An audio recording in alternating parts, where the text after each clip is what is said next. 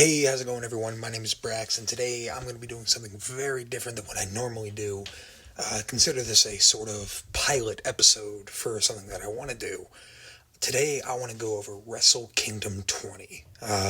It just happened on Saturday, January the 4th, 2026, and the most notable match from this is Hiroshi Tanahashi's retirement match, and I was really curious. I'm a big fan of wrestling, but I do not watch near as much New Japan as I would like to.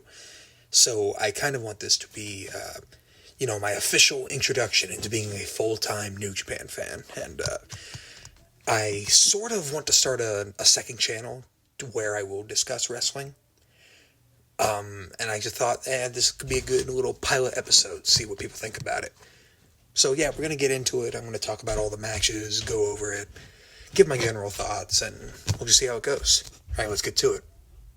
Alright, I'm going to be going over the pre-show matches real quick. The first one was a tag team match between Shoma Kato, Tatsuya Matsumoto, Masatora Yasuda, Katsuya Murashima.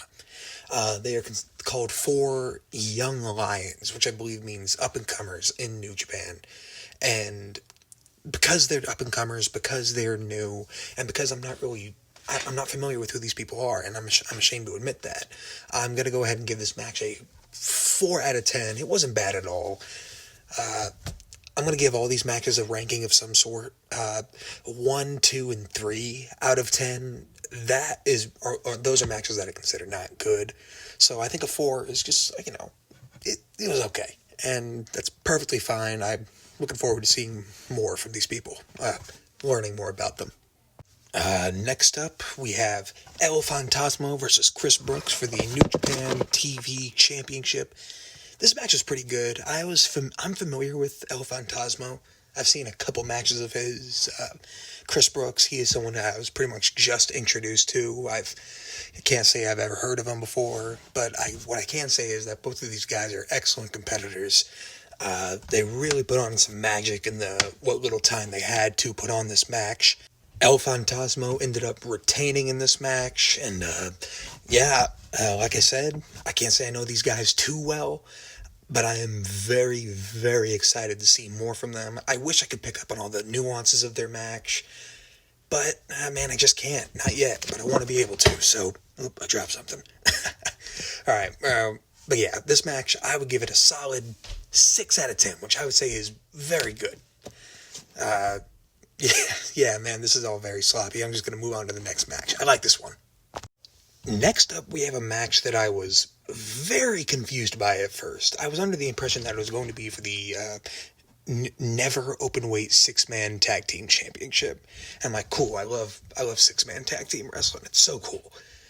But this is something that they call a Rambo match, which is basically a Royal Rumble match, but for 6-man tag teams. And I was very confused by it, and looking at the reviews online, it doesn't seem to be too well received this year. It was kind of crazy. It was a little too much for me to take in. I don't really know much about these people. What I can say about this match is that the winners are Zack Sabre Jr., Ryohei Oiwa, and Hartley Jackson. Zack Sabre Jr., I am familiar with who that is. I've seen a couple of his matches. I know that one fucking nasty chop he took from Gunther, formerly known as Walter, on the Indies. But yeah, like I said, I'm not going to judge this one too hard because I was not familiar with what this match was before entering it, and it was still fun, dumb fun. And this match is also notable because it is supposedly going to be Tiger Mask's last Tokyo Dome match, as he's going to be retiring this summer. So I'm very excited to see how his career goes out. Next up, for the IWGP Women's and Stardom Strong Women's Championship, it's for both championships, we've had Suri, who entered as I believe she entered as the IWGP Women's, and Saya Kamitani, who entered as the Strong Women's Champion. This match is really, really good. These women can ball, dude. I'm not gonna lie, man, I was kind of surprised. First of all, I was under the impression that New Japan doesn't really care about women, that there's this other company called Stardom. There is, but I thought that the point of Stardom was to keep men and women separate, so I was very excited to see that there were going to be some women on the card. And sure enough, they balled. They fucking balled, man. Syuri ended up leaving the match as with both championships. I'm very excited to try to keep up with what these women get up to. Both of them absolutely killed it. I give this match a 7 out of 10. And we'll move on to the next one. Alright, next up, there is a 10-man tag team match between... Hang on, I'm trying to read all these names. Shingo Takagi, David Finlay, Gabe Kidd, Drew Maloney, and Hiromu Takahashi.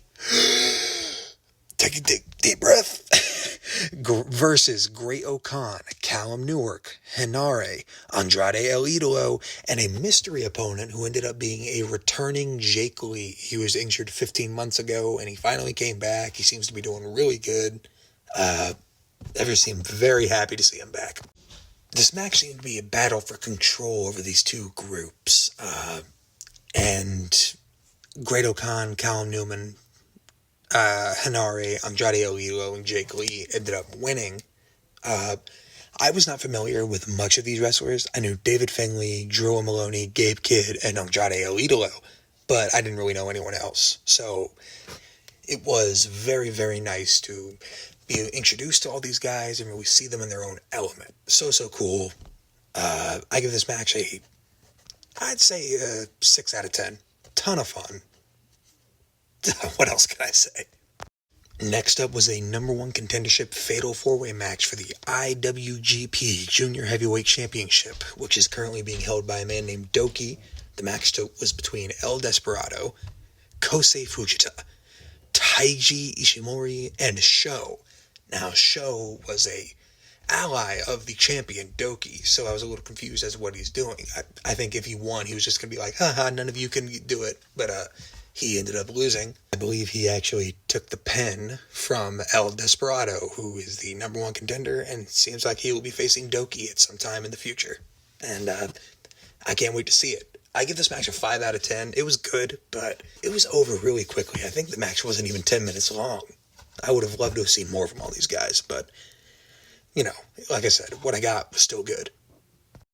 Next up was a singles match between Aaron Wolf and Evil. I am familiar. I know these guys' names, but I was not really familiar with them going into this match.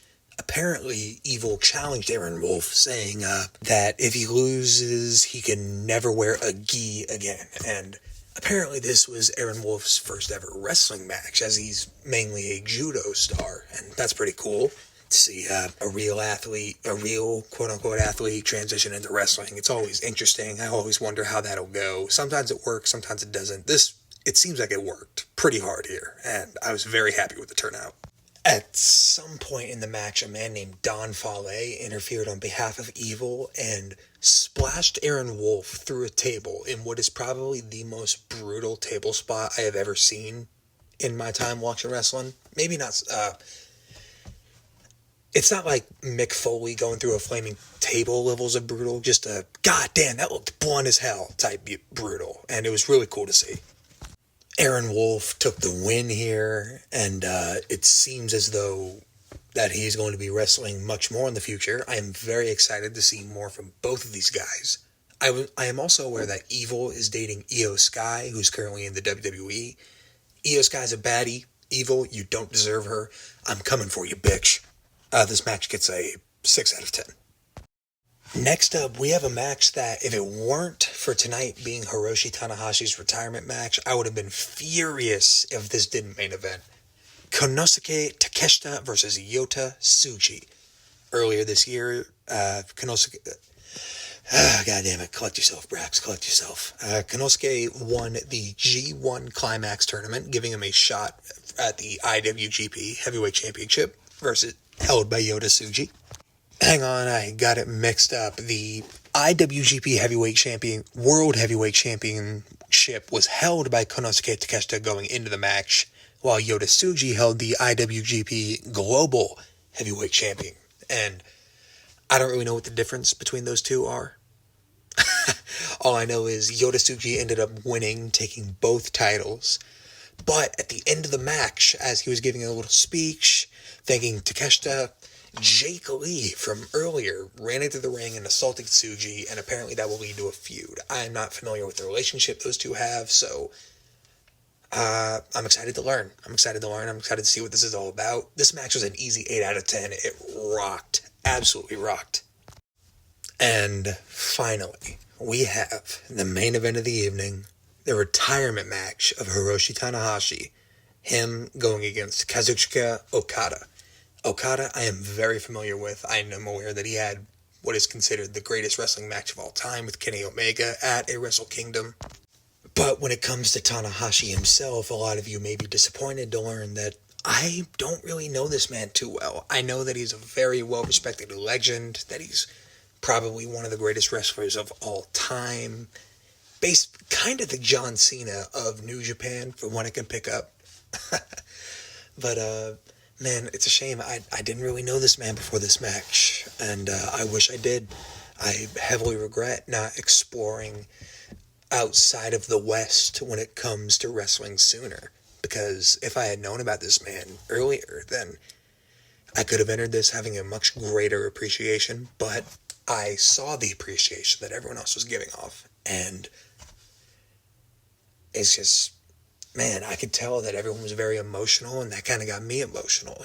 From his entrance to his exit, Okada ended up winning. He retired Tanahashi, but Okada was respectful. He grabbed the mic after the match ended, and he just simply said, "Tanahashi, thank you." And then he left the ring. And I thought, man, that's beautiful. That is so, so beautiful. To give you an idea of where I'm coming from as I head into this match, a month ago now, I went to Washington, D.C., and I got to watch John Cena's retirement match live. And while it was fun, while I had so much fun being in D.C., and just, being at the event, experiencing that atmosphere, the match itself, how it ended, it was disappointing, man. John Cena giving up, tapping out, not saying a word to the fans before leaving. It's unbecoming of him. But I could tell that Hiroshi Tanahashi, despite being pinned, and maybe this is just because, like I said, I've never really experienced this guy before. It felt right.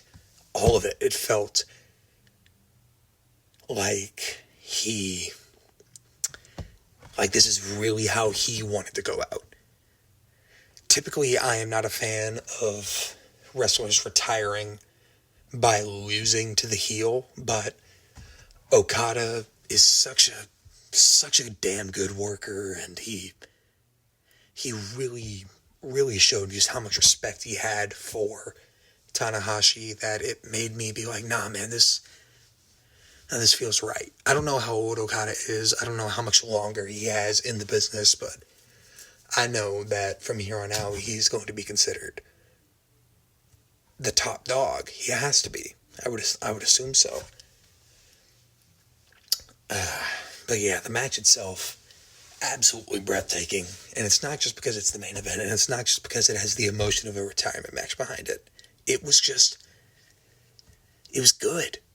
It was really, really good. And, man, I'd give it a 9 out of 10. And I don't think that there's any better way to go out than how Tanahashi did in this match. But yeah, maybe I'm just talking out my ass. Maybe I have no clue what I'm talking about. Maybe this is an absolutely awful way for someone to go out. I don't know. Please tell me your thoughts on this. All I know is that Shinsuke Nakamura wanted to be here, but he wasn't allowed to be because he signed with the WWE, and that fucking sucks.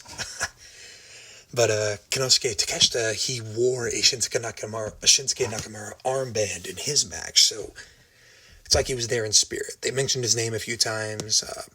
Switchblade Jay White, Kota Ibushi, Will Ospreay, and Kenny Omega all came out because they're all close with Tanahashi, and man, it was just, even like I said, even though I don't really know this guy, I don't know Tanahashi well, this all just felt so right. and I hope that I am picking up correctly. Tanahashi talked to the crowd. He thanked them all. He played air guitar. He constructed a crowd wave. And it was sweet, man. I could tell that he was happy with how this went down. But when you compare that to John Cena's retirement match, which I see a lot of people have been doing, it's not even comparable. This is how John Cena should have gone out. I don't want to make this about WWE, but I'm just saying, the truth, that this is how John Cena should have gone out, with smiling, talking to the crowd, with some level of respect being shown towards him. It was very obvious that everyone in that ring, including all the executives who came out, heavily respected Tanahashi. And that's something that just wasn't shown for John Cena. And that's a shame. But this isn't about him. This is about Tanahashi. I think this match was awesome. Like I said, 9 out of 10. And I think for the overall show, maybe I'm just biased because this is the first ever Wrestle Kingdom that I've ever seen in full. But I'm going to have to I will give this show an honorary 10 out of 10. I enjoyed it. I enjoyed every bit of it. Even if I was a little confused, like I said, by some of the stories or the character nuances that I wasn't picking up on, but that's my fault. But, yeah, that's going to be it. That concludes this little pilot episode for a possible wrestling YouTube channel that I may or may not start. Yeah, man, I don't know what to say other than I hope you enjoyed this. Please tell me what you did enjoy, what you didn't enjoy, what you think I can do better in videos like this, whether it's more editing, scripting this shit out. You'll notice me taking breaths or kind of rambling. The breaths are for me to make it seem like I'm, taking a breath and not rambling or trying to think of what to say like what I'm doing right now, But thank you very much. May God bless you and please have a wonderful night. Bye-bye.